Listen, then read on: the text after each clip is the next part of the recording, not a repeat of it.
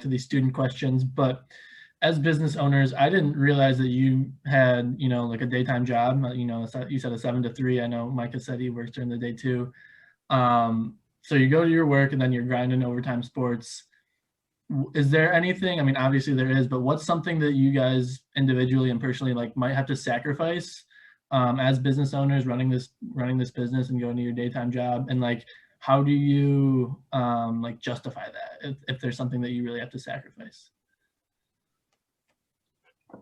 Joe? I can say personally, just, one thing that gets sacrificed is just your personal time. We got a whole bunch.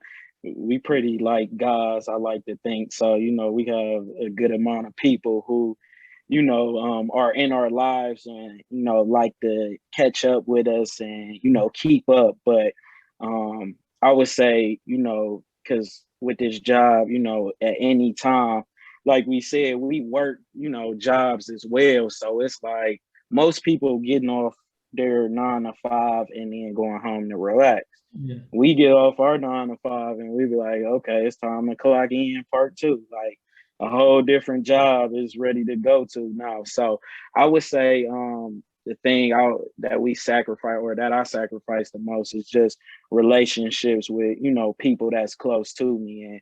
And how do I basically make it okay?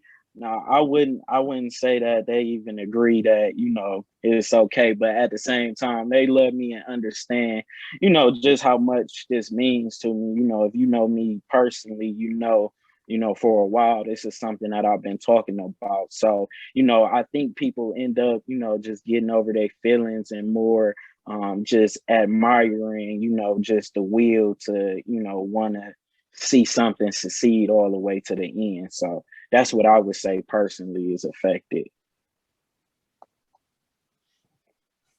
That's great. That's great. Yeah, I just piggyback over Joe. I would just say time and sleep is like the biggest thing you sacrifice in this game. But I think that's something that we all knew going in, that we're gonna have to put that extra effort in. Like essentially, literally, what the name overtime means, like going above and beyond.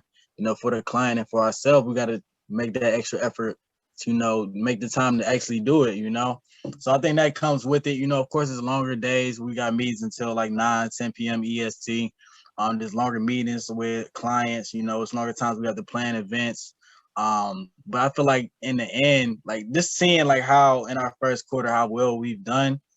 Just imagine what we're doing this after a few 3, 4, 5 years to the point of like, okay, now we're at the point we don't need these day jobs. This is 100% overtime, and that's where we're focused on right now. Building those initial like ground steps, doing the groundwork right now. So in the next 3, 4, 5 years, we can look back and be like, oh, we put the work in then. We're gonna continue to be working, but that's where we're headed to go right now. So I think that's literally all it is. But for us, like we've been talking about this since 2014, sitting at a lunch table together, at Benedictine High School. So to see it come into fruition, like that gives us all the fuel we need each and every day to keep going.